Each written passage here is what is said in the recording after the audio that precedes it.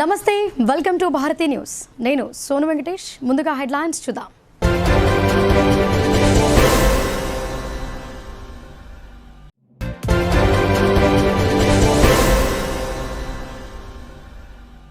Nizamabad parliament సెగ్మెంట్లో 71.92% polling నమోదైందని returning అధికారి జిల్లా కలెక్టర్ రాజీవ్ గాంధీ హనుమంతు తెలిపారు. 17,04,867 మంది ఓటర్లకు గాను 12,26,133 మంది ఓటు హక్కు వినియోగించుకున్నారని ఆయన వెల్లడించారు. నిజామాబాద్ పార్లమెంట్ నియోజకవర్గం పరిధిలో ఈ నెల 13వ తేదీన జరిగిన పార్లమెంట్ ఎన్నికల్లో పోలింగ్ సగటున 71.92% పోలింగ్ నమోదైందని రిటర్నింగ్ అధికారి కలెక్టర్ రాజీవ్ గాంధీ హనుమంతు తెలిపారు.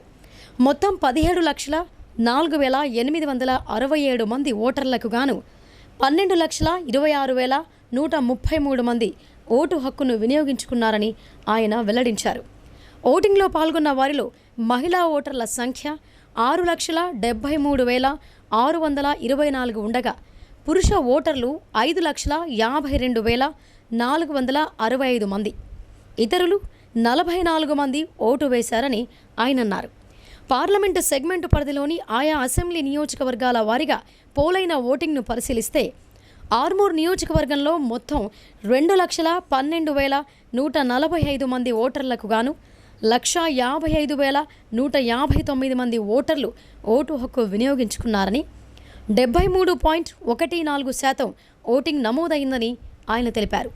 ఇక బోధన్ నియోజకవర్గంలో 2,23,096 మంది ఓటర్లకు గాను 1,66,330 మంది ఓటర్లు ఓటు హక్కు వినియోగించుకోగా 74.56% పోలింగ్ నమోదైందని ఆయన తెలిపారు. నిజామాబాద్ అర్బన్ నియోజకవర్గంలో 3,04,317 మంది ఓటర్లకు గాను 1,88,159 మంది ఓటర్లు ఓటు హక్కు వినియోగించుకోగా 61.83% పోలింగ్ నమోదైందని ఆయన తెలిపారు. నిజామాబాద్ రూరల్ నియోజకవర్గంలో 2,56,593 మంది ఓటర్లకు గాను 1,91,252 మంది ఓటర్లు ఓటు హక్కు వినియోగించుకోగా 74.54% పోలింగ్ నమోదైందని ఆయన తెలిపారు. ఇక బాల్కొండ నియోజకవర్గంలో 2,26,792 మంది ఓటర్లకు గాను 1,69,524 మంది ఓటర్లు తమ ఓటు హక్కును వినియోగించుకోగా 74.75% పోలింగ్ నమోదైనట్లు ఆయన వెల్లడించారు. కోరుట్ల నియోజకవర్గం పరిధిలో 2,45,249 మంది ఓటర్లకు గాను 1,80,867 మంది ఓటర్లు ఓటు హక్కు వినియోగించుకోగా 73.75% పోలింగ్ నమోదైందని ఆయన తెలిపారు. జగిత్యాల నియోజకవర్గంలో 2,36,675 మంది ఓటర్లకు గాను 1,74,842 మంది ఓటర్లు తమ ఓటు హక్కు వినియోగించుకోగా 73.87% పోలింగ్ నమోదైనట్లు కలెక్టర్ వివరించారు. కేంద్రంలో కాంగ్రెస్ అధికారంలోకి రావడం, నిజామాబాద్లో ఎంపీ అభ్యర్థి జీవన్ రెడ్డి 1,30,000 మెజార్టీతో గెలవడం ఖాయమని మాజీ మంత్రి బోధన ఎమ్మెల్యే పి సుదర్శన్ రెడ్డి ధీమా వ్యక్తం చేశారు. రాబోయే స్థానిక సంస్థల ఎన్నికల్లో కూడా కాంగ్రెస్ సత్తా చాటుతోందని ఆయన అన్నారు. కాంగ్రెస్కు మద్దతు తెలిపి ఓట్లేసిన ప్రజలకు ఆయన కృతజ్ఞతలు తెలిపారు. పార్లమెంట్ ఎన్నికల పోలింగ్ అయిన నేపథ్యంలో మంగళవారం నాడు నిజామాబాద్ నగరంలోని ఓ హోటల్లో జరిగిన మీడియా సమావేశంలో బోధన MLA Sudarshan Reddy, MLC, PCC working president Mahesh Kumar Goud, MP అభ్యర్థి జీవన్ రెడ్డిలు మాట్లాడారు. మొదట సుదర్శన్ రెడ్డి మాట్లాడుతూ కేంద్రంలో కాంగ్రెస్ అధికారంలోకి రావడం ఖాయమని అన్నారు.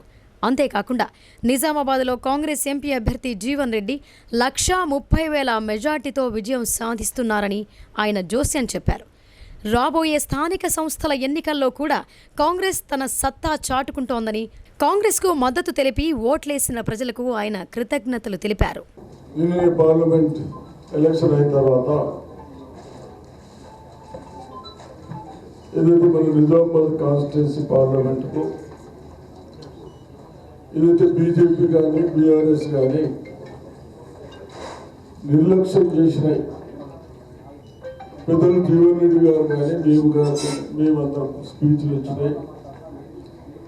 వాళ్ళ నిర్లక్ష్యంతో యువకులకు రైతులకు నా మహిళా సోదరులకు ఇబ్బందులైనాయని అవి అన్ని ప్రజల దృష్టికి చెప్పే విధంగా తీసుకుపోయినందుకు నా ప్రెస్ సోదరులందరినీ అభినందిస్తూ మరి ఈరోజు ప్రజాస్వామ్యంలో గత 70 సంవత్సరాల నుంచి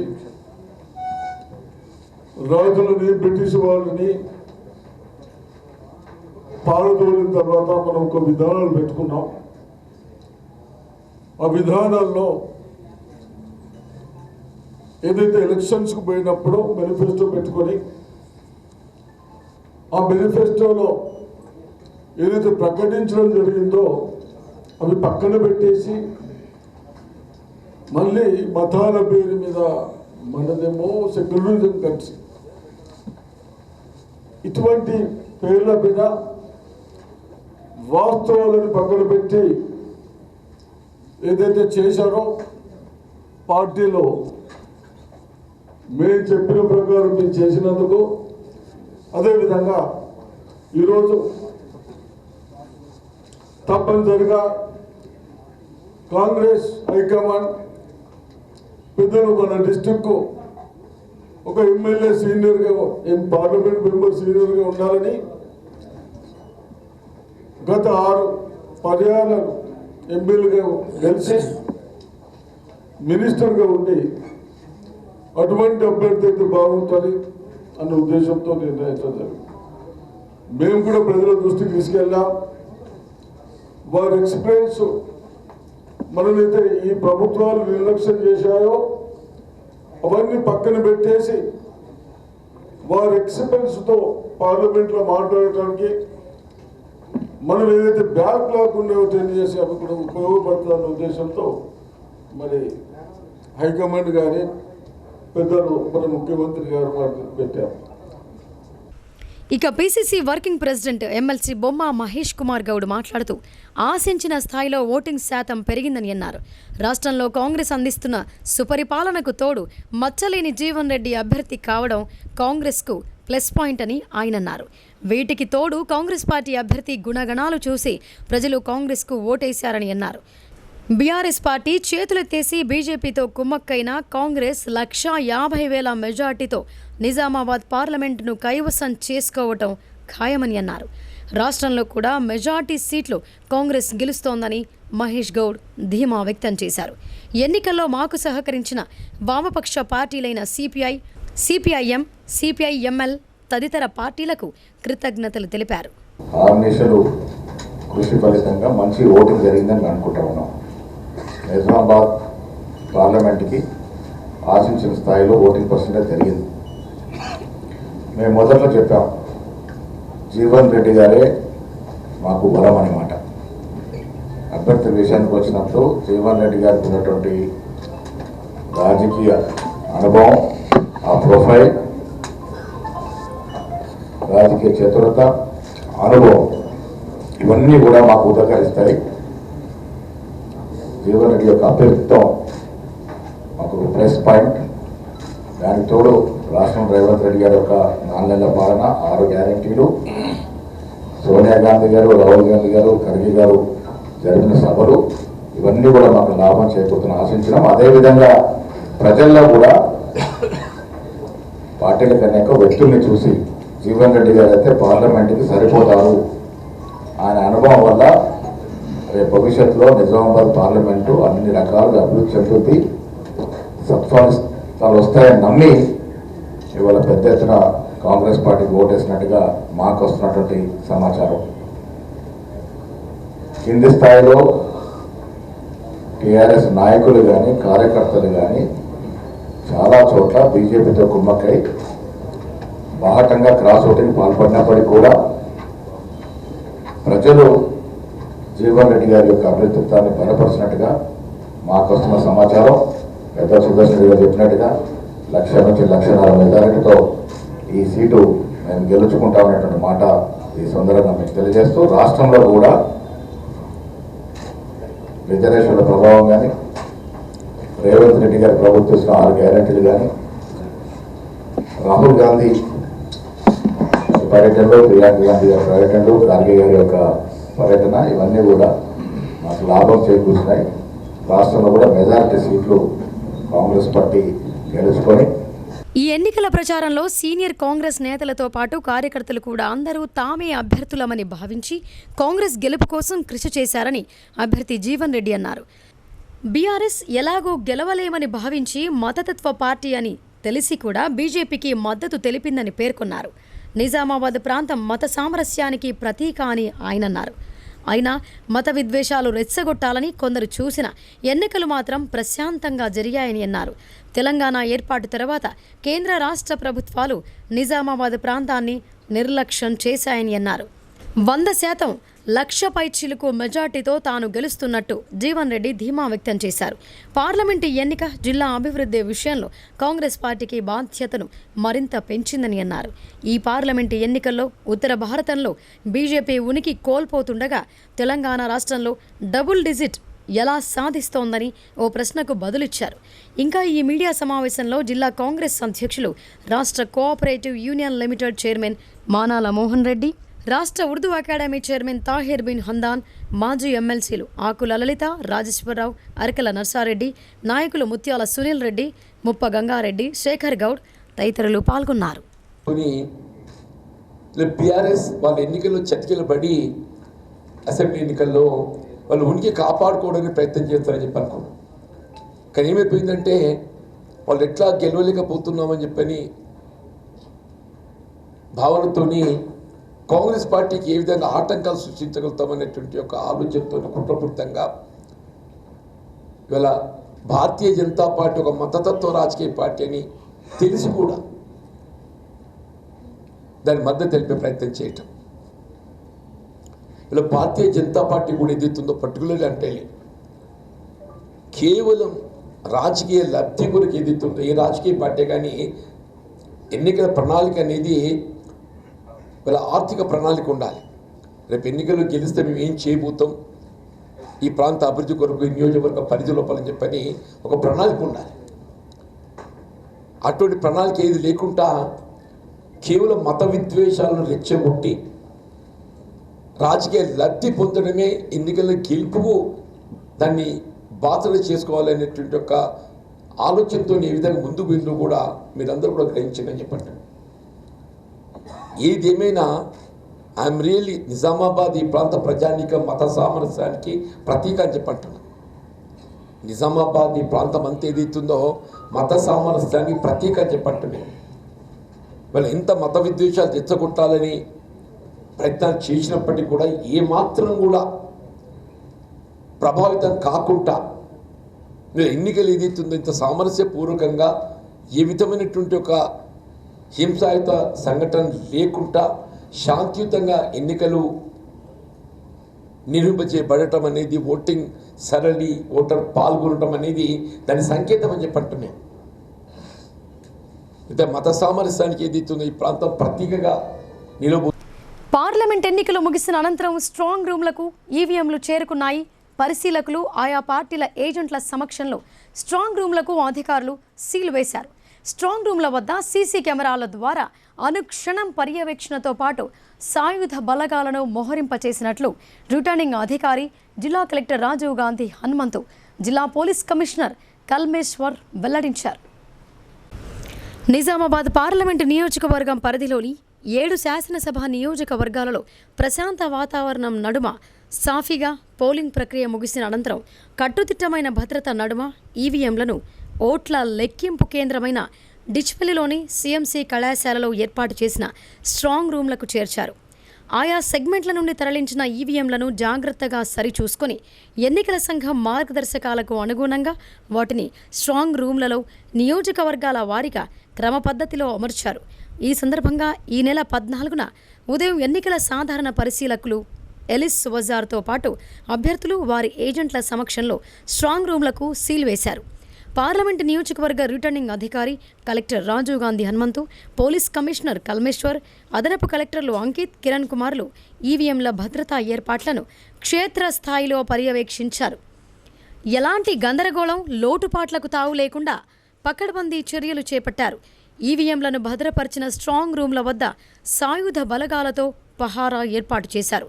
ఎలాంటి అనుమానాలకు తావు లేకుండా స్ట్రాంగ్ రూమ్లతో పాటు వాటి పరిసరాలను అనుక్షణం పరిశీలించేందుకు వీలుగా సీసీ కెమెరాలను అమర్చి మానిటర్ల ద్వారా పర్యవేక్షణ జరిపిస్తున్నారు. కౌంటింగ్ కేంద్రం వద్ద 144 సెక్షన్ నిషేధాజ్ఞలు అమల్లోకి తెస్తూ ఉత్తర్వులు జారీ చేశారు. ఓట్ల లెక్కింపు కేంద్రాల్లోకి ఇతరులెవరూ లోనికి వెళ్లకుండా కట్టుదిట్టమైన ఏర్పాట్లు చేశారు. కలెక్టర్ రాజీవ్ గాంధీ హనుమంతు, సిపి కల్మేశ్వర్ ప్రతి కౌంటింగ్ హాల్, స్ట్రాంగ్ రూమ్లను క్షుణ్ణంగా పరిశీలిస్తూ అధికారులకు సూచనలు చేశారు.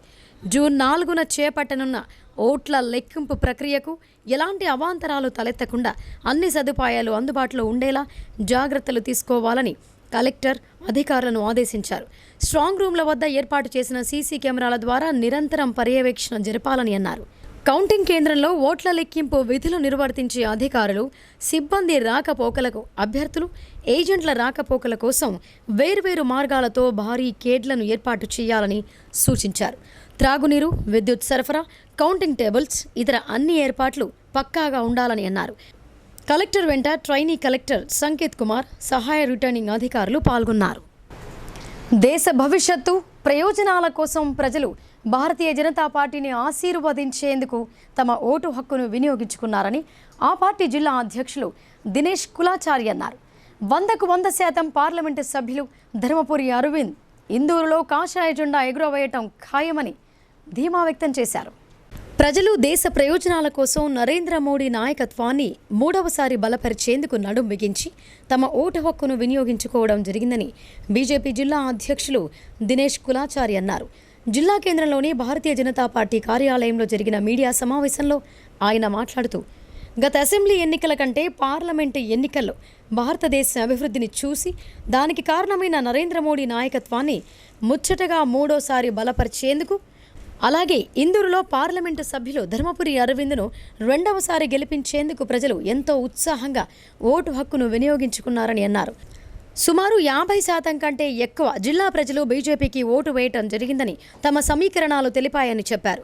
దేశ ఎన్నికలు, దేశ ప్రయోజనాల కోసం భారతీయ జనతా పార్టీని గెలిపించేందుకు సిద్ధమై ఓటు హక్కును వినియోగించుకున్నారని, దీనికి గాను వచ్చే నెల 4వ తేదీన దేశవ్యాప్తంగా కాషాయ జెండా రెపరెపలాడుతోందని ధీమా వ్యక్తం చేశారు.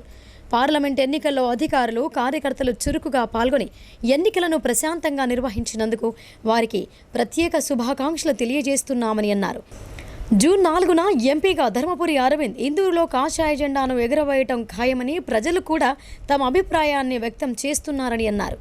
మహిళలు, యువకులు ప్రతి ఒక్కరూ భారతీయ జనతా పార్టీని ఆశీర్వదించేందుకు 4వ తేదీన సిద్ధంగా ఉన్నారని తెలిపారు.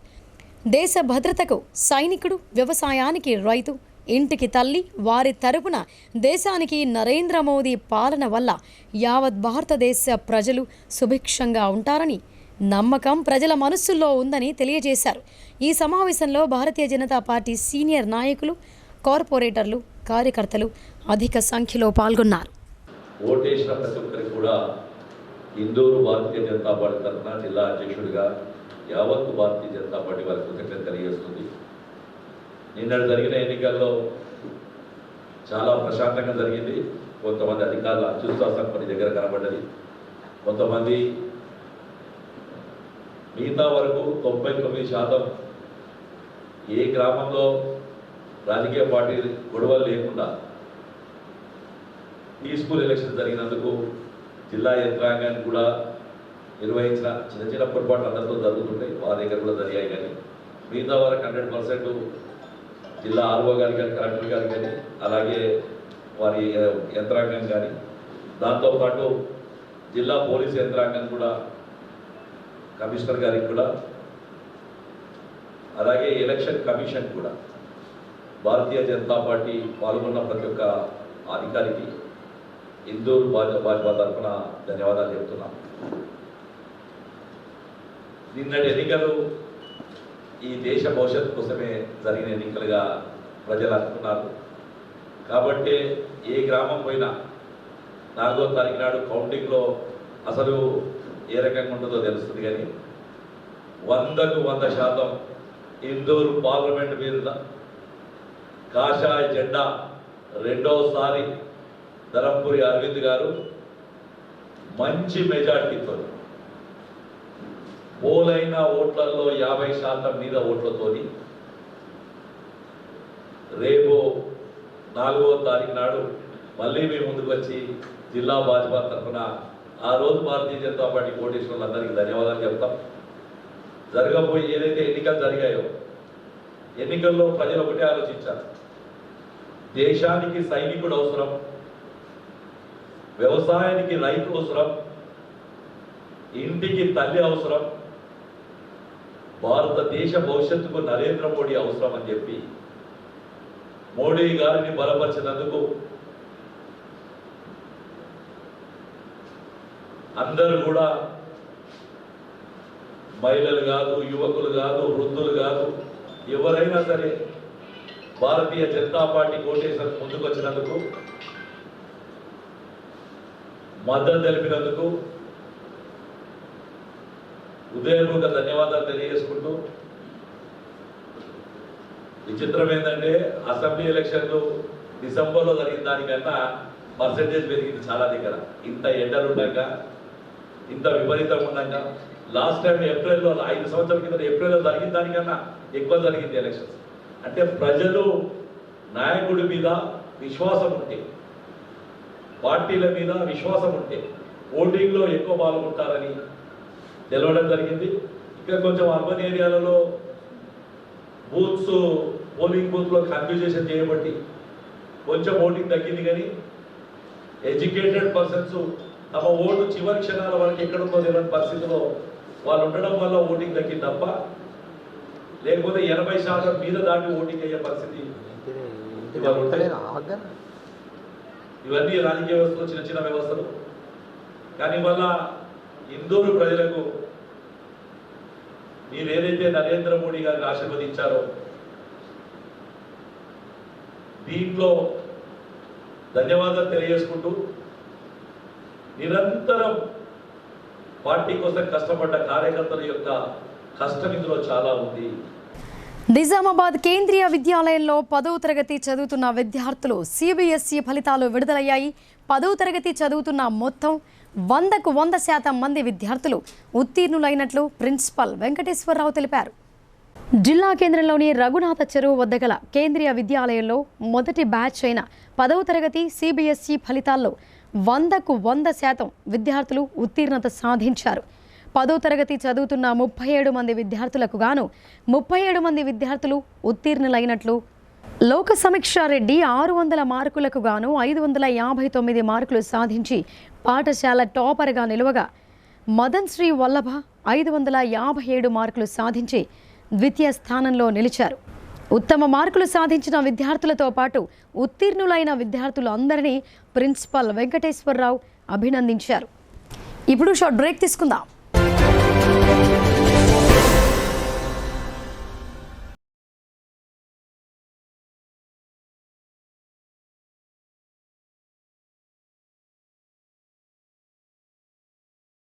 తెలంగాణలో మొట్టమొదటిసారిగా అధునాతన పద్ధతిలో నరాల, మానసిక, sex, alcohol, fits treatment, AC intensive care unit ఇప్పుడు మన నిజామాబాద్ లో doctor B Keshavulu MD psychiatry, Osmania గారి ఆధ్వర్యంలో అన్ని సదుపాయాలు గల అత్యాధునిక అతిపెద్ద హాస్పిటల్ ప్రారంభించబడ్డది. గమనిక, ఆధునిక ఏసీ వార్డు, అత్యంత విశాలమైన భవనం, అన్ని నరాల మానసిక సమస్యలకు మరియు ఆల్కహాల్ ను మాన్పించుటకు అడ్మిషన్స్ సౌకర్యం గల తెలంగాణలోనే అతిపెద్ద hospital doctor Keshavulu hospital, bus stand ఎదురుగా లైన్, ఖలీల్వాడి.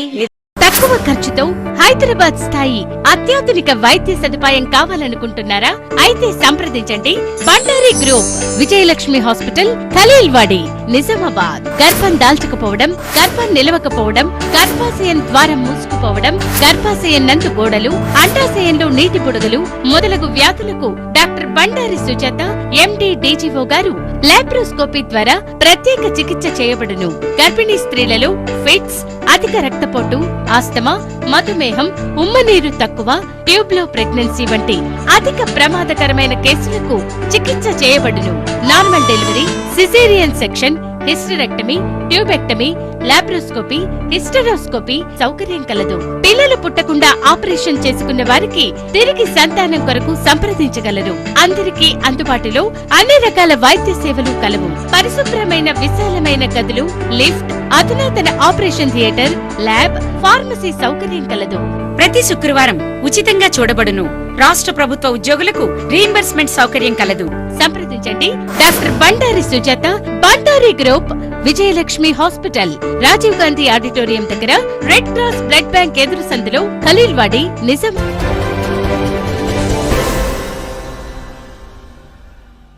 బాన్స్వాడలోని ఓ టీ స్టాల్ వద్ద వాహనం నిలిపివేసిన ఎమ్మెల్యే పోచారం శ్రీనివాస్ రెడ్డి కార్యకర్తలతో కలిసి ఛాయ్ సేవించడంతో అందరూ ఆశ్చర్యానికి గురయ్యారు. పోలింగ్ సరళిపై ఆయన ఆరా తీశారు. కామారెడ్డి జిల్లా బాన్స్వాడ పట్టణంలోని ఇమ్రాన్ టీ పాయింట్లో ఎమ్మెల్యే పోచారం శ్రీనివాస్ రెడ్డి కార్యకర్తలతో కలిసి టీ తాగారు. సోమవారం పార్లమెంట్ ఎన్నికలు ముగియడంతో హైదరాబాద్కు మంగళవారం ఉదయం బయలుదేరి వెళ్లారు. ఈ క్రమంలో బాన్స్వాడలో బీఆర్ఎస్ కార్యకర్తలు ఇమ్రాన్ టీ పాయింట్లో టీ త్రాగటం చూసి అక్కడే ఆగిన ఎమ్మెల్యే పోచారం వారితో కలిసి ఛాయ్ తాగుతూ కాసేపు ముచ్చటించారు. క్షేత్రస్థాయిలో పోలింగ్ సరళి, బీఆర్ఎస్ పార్టీ అభ్యర్థి పరిస్థితిపై చర్చించుకున్నారు. ధర్మారం శ్రీ వెంకటేశ్వర స్వామి వారి ఆలయం భక్తి పారవస్యమైంది. 12వ వార్షికోత్సవ వేడుకలకు హంపి పీఠాధిపతి శ్రీ విరూపాక్ష విద్యారణ్య భారతి ముఖ్య అతిథిగా విచ్చేసి స్వామివారి కళ్యాణాన్ని అంగరంగ వైభవంగా జరిపించారు. డిచ్పల్లి మండలం ధర్మారం బి గ్రామంలోని శ్రీ శ్రీదేవి భూదేవి సహిత శ్రీ వెంకటేశ్వర స్వామి ఆలయ 12వ వార్షికోత్సవ వేడుకలను 5 రోజుల పాటు ఘనంగా నిర్వహించారు. భక్తులకు ఎలాంటి అసౌకర్యం ఎదురవ్వకుండా ఆలయ కమిటీ ఆధ్వర్యంలో ఏర్పాట్లు చేశారు. ఈ కార్యక్రమంలో భాగంగా మొదటి రోజు గణపతి పూజ, ధ్వజారోహణం, సామూహిక కుంకుమార్చన, హారతి, ప్రసాద వితరణ చేశారు. రెండవ రోజు ఆలయ ప్రాంగణంలోని శ్రీ అభయాంజనేయ స్వామి వారి ఉప ఆలయంలో అభిషేకం, అర్చన, నవగ్రహ పూజ, వాస్తు యోగిని, క్షేత్రపాల సర్వతోభద్ర మందిర స్థాపన, మన్య సూక్త పారాయణం జరిగింది. మూడవ రోజు శ్రీ ఉమామహేశ్వర స్వామి మహన్యాస పూర్వక ఏకాదశి రుద్రాభిషేకం, రుద్రహోమం, శంకర జయంతి, శివపార్వతుల కళ్యాణం, తీర్థప్రసాద వితరణ చేశారు. ఇక 4వ రోజు శ్రీ వీరభద్రేంద్ర స్వామి వారికి, శ్రీ నాగేంద్ర స్వామి వారికి అభిషేకం చేసి ప్రత్యేక పూజలు చేశారు. అనంతరం పంచసూక్తము, హోమము, 108 కలశాల పూజ చేసిన వేద పండితులు ప్రవచనాలు వినిపించారు. ఆ తర్వాత భక్తులకు తీర్థ ప్రసాద వితరణ చేశారు. 5వ రోజు సత్యనారాయణ స్వామి వారికి అభిషేకం, శ్రీదేవి భూదేవి సహిత శ్రీ వెంకటేశ్వర స్వామి వారిని అభిషేకించి అందంగా అలంకరించారు. అనంతరం విశేష పూజా కార్యక్రమాలు నిర్వహించారు. 108 కలశములతో మహాకుంభాభిషేకం, బలి ప్రదానము, పూర్ణాహుతి చేశారు. హంపి పీఠాధిపతి శ్రీ విరూపాక్ష విద్యారణ్య భారతి మహాస్వామి వారు చివరి రోజు ఆలయానికి విచ్చేయగా ఆయన కరకములచే శ్రీదేవి భూదేవి సహిత శ్రీ వెంకటేశ్వర స్వామి వారి కళ్యాణ మహోత్సవం, మహాకుంభాభిషేక కార్యక్రమం నిర్వహించారు. ఈ కార్యక్రమంలో ఆలయ ధర్మకర్త రావుల బ్రహ్మానందం, కొసరాజు నాగార్జున, నాయుడు, ఆంజనేయులు, రవిబాబు, పెడవలి నాగేశ్వరరావు, జంపాణి, లక్ష్మీనారాయణ, గ్రామ ప్రజలు, మహిళలు పాల్గొన్నారు.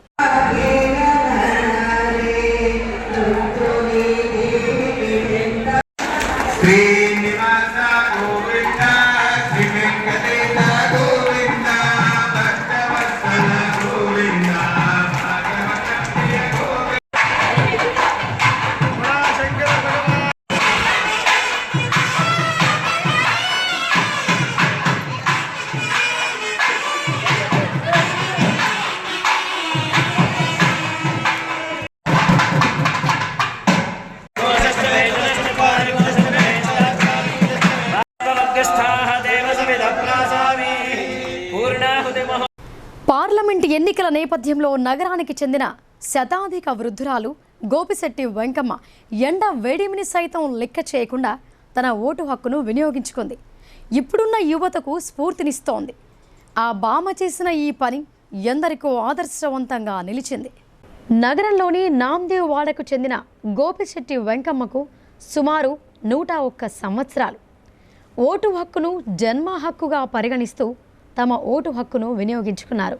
కాగా బామ్మకు ఓటు హక్కు కలిగినప్పటి నుండి 15 మంది ప్రధానమంత్రులను చూసినట్టు, అందులో లాల్ బహదూర్ శాస్త్రి, నెహ్రూజీతో పాటు నేటి ప్రధానమంత్రి నరేంద్ర మోదీ వరకు చూడటం జరిగిందని అన్నారు. కొసమెరుపు ఏమనగా బామ్మను ఆదర్శంగా తీసుకున్న తమ కుటుంబ సభ్యులు 58 మంది ఓటు హక్కును వినియోగించుకున్నారు. ఇలాగే ప్రతి కుటుంబం ఆలోచిస్తే యావత్ దేశంలో ఓటింగ్ శాతం 100కి 100 పాళ్ళు పుంజుకునే అవకాశం లేకపోలేదు. నమస్తే అండి, నా పేరు రంజిత్ కుమార్ గోపిశెట్టి. నేను మా నాన్నమ్మను నిన్న ఎలక్షన్ ఓటింగ్కి తీసుకెళ్ళడం జరిగింది. సో మా నాన్నమ్మని చూసి మేము కూడా ఎలక్షన్కి మా రూల్స్ అండ్ రెగ్యులేషన్స్ పాటిస్తూ ఎలక్షన్స్కి తీసుకెళ్ళడం జరిగింది. మా నాన్నమ్మతో మేము కూడా ఇన్స్పైర్ అయ్యి ఓటింగ్ చేద్దామని ఓటింగ్ చేసి మా నాన్నమ్మని కూడా తీసుకెళ్ళడం జరిగింది. నెక్స్ట్ మనం కూడా మన ఫ్యూచర్ పిల్లలకు కానీ లేదంటే మా ఫ్రెండ్స్కి కానీ ఎవరైతే ఓటింగ్ చేయలేరో వాళ్ళు ఇక ముందు ఓటింగ్ చేస్తూ ఓటింగ్ రిజల్ట్స్ని కానీ అండ్ ఓటింగ్ పర్సెంటేజ్ని కానీ ఆధ్యాత్మిక చింతనతో మానసిక ఉల్లాసం కలుగుతోందని నందిపేట్ కేదారేశ్వర ఆశ్రమ పీఠాధిపతి శ్రీ శ్రీ శ్రీ మంగిరాములు మహారాజ్ అన్నారు. దైవ దర్శనాలతో ఆధ్యాత్మిక చింతన పెరుగుతోందని ఆయన చెప్పారు. నందిపేట్ కేదారేశ్వర ఆశ్రమ పీఠాధిపతి శ్రీ శ్రీ శ్రీ మంగిరాములు మహారాజ్ నేతృత్వంలో భక్తులు చార్ధామ్ కేదార్నాథ్ యాత్రకు బయలుదేరారు. వారు యాత్రలో భాగంగా సోమవారం నాడు హరిద్వార్ చేరుకున్నారు. మంగళవారం నాడు ఉదయం గంగానదికి పూజలు, హారతిని సమర్పించారు. అనంతరం శక్తిపీఠమైన మనసాదేవిని దర్శించుకుని మొక్కులు చెల్లించుకున్నారు. ఈ సందర్భంగా కేదారేశ్వర ఆశ్రమ పీఠాధిపతి శ్రీ శ్రీ శ్రీ మంగిరాములు మహారాజ్ మాట్లాడుతూ ఆధ్యాత్మిక చింతనతో మానసిక ఉల్లాసం కలుగుతోందని అన్నారు. దైవ దర్శనాలతో ఆధ్యాత్మిక చింతన పెరుగుతోందని ఆయన అన్నారు. నందిపేట మండలం తల్వెద గ్రామ శివారులోని వాగు నుంచి ఇసుక అక్రమ రవాణా జోరుగా సాగుతోంది. ఇండ్లు నిర్మించుకుంటున్న మధ్యతరగతి వర్గాలకు ఇసుక లభ్యత ప్రశ్నార్థకంగా మారగా బాధితులు ట్రాక్టర్లను అడ్డుకున్నారు. ఇంటి నిర్మాణానికి ఇసుక ప్రధాన వనరు కావటం, వచ్చేది వర్షాకాలం కావటంతో ఇసుకకు మంచి డిమాండ్ ఉంది. ఇదే అవకాశంగా భావించిన కొందరు అధికార పార్టీ నాయకులు ఇసుక అక్రమ రవాణాకు శ్రీకారం చుట్టారు. తల్వెద గ్రామ శివారులో గల వాగు నుంచి ట్రాక్టర్లలో ఇసుకను అక్రమంగా తరలిస్తున్నారు. ఒక్కో ట్రాక్టర్ ఇసుకను 5,000 రూపాయలకు అమ్ముతూ సొమ్ము చేసుకుంటున్నారు. గత నెల రోజులుగా వేలాది ట్రిప్పుల ఇసుకను వాగు నుంచి తోడేస్తున్నా అధికారులు పట్టించుకోకపోవటంపై తీవ్ర విమర్శలు వ్యక్తమవుతున్నాయి. కొన్ని రోజుల క్రిందట ఒక్కో ట్రాక్టర్ ఇసుక 3,500కు అమ్మగా ఇప్పుడు సంబంధిత అధికారులకు ముడుపులు చెల్లిస్తున్నామని చెబుతూ 5,000 రూపాయలకు అమ్మటం పలు అనుమానాలకు తావిస్తోంది. ఇదిలా ఉంటే ఇల్లు నిర్మించుకుంటున్న సామాన్యులకు మొండి చేయి చూపిస్తూ కేవలం డంపు చేసుకునే వారికి, బిల్డర్లకు మాత్రమే ఇసుక విక్రయిస్తున్నారని విమర్శలు వ్యక్తమవుతున్నాయి. దీనిపై మంగళవారం చిమ్రాజ్పల్లి గ్రామంలో ఇల్లు నిర్మించుకుంటున్న కొందరు వ్యక్తులు అభ్యంతరం వ్యక్తం చేశారు. ఇసుక కావాలని చాలా రోజులుగా అడుగుతున్నా తమకు విక్రయించడం లేదని ఆరోపిస్తూ ఇసుక తరలిస్తున్న ట్రాక్టర్లను అడ్డుకున్నారు. ఇల్లు కట్టుకుంటున్న తమకు పోయకుండా మండల కేంద్రంలో ఇల్లు నిర్మిస్తున్న బిల్డర్లకు ఎలా పోస్తారని ప్రశ్నించారు. దీనిపై ఇప్పటికైనా అధికారులు దృష్టి పెట్టాలని, లేదంటే అధికారులు అభాసు పాలయ్యే అవకాశాలున్నాయని చెప్పారు. ఇక వార్తలు ముగించే ముందు హెడ్లైన్స్ మరొకసారి.